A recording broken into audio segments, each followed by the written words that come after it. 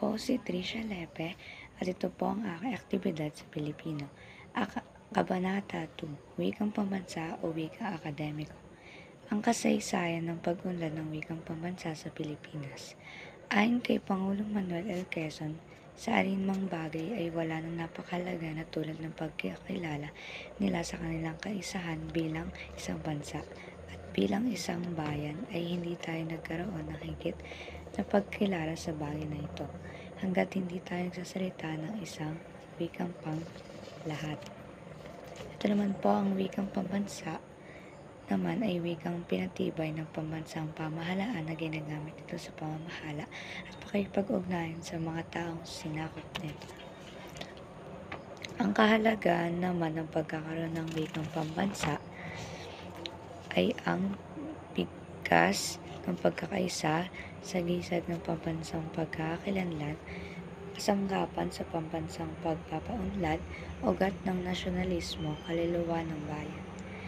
Ito naman po ang kasaysayan ng wikang pambansa.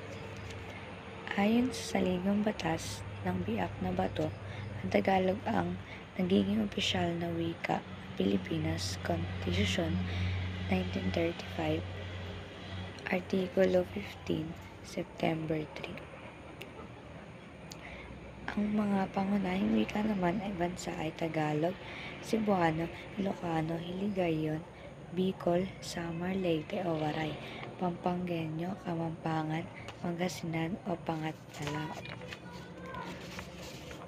Ang mga mahalagang batas naman ang at natala sa Saligang Batas ng Biak na Bato noong 1896. Ito daw po ang wikang Tagalog ang magiging opisyal ng wika ng Pilipinas. Sa Saligang Batas noong 1935, Section 3, Artikulo 15, November 30, 1936, pinagtibay ng batasang pambansa ang Batas Commonwealth Blog na 184. Surian ng wikang pambansa, pangunahin at iba pa.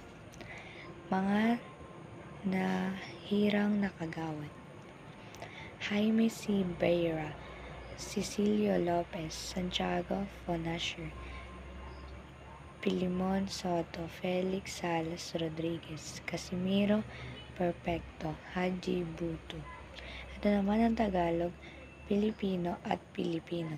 Ang Tagalog ay wikang ginagamit sa National Capital Region o Metro Manila. Kilala bilang wikang pambansa noong December 3, 1937 sa ilalim ng Administrasyong Quezon. Pilipino, sinimulang tawaging Pilipino ang Tagalog noong Agosto 1959 sa utos ng dating kalihim ng kagawaran ng edukasyon na si Jose Romero. Pilipino, inisyal na rungkat ang Pilipino sa Saligang Batas noong 1973 bilang isang panglahat na tawag sa mga wikang umiiral sa Pilipinas. Ito naman po ang pagpaplanong pangwika at eborasyon tungo sa intelektualisasyong wikang Pilipino. Ano nga ba ang intelektualisasyon? Ayon kay Espiritu at Kata-Kata noong 2005, pumaparoon ito sa 4 na dimensyon: seleksyon, estandardisasyon, diseminasyon at kultibasyon. Nangangalagan, ang tanging layunin nito ay paglaganap ang wika at naging ilang batis ng pag-uusap sa anumang talakayan at iba pa. Yun lamang po. Maraming salamat.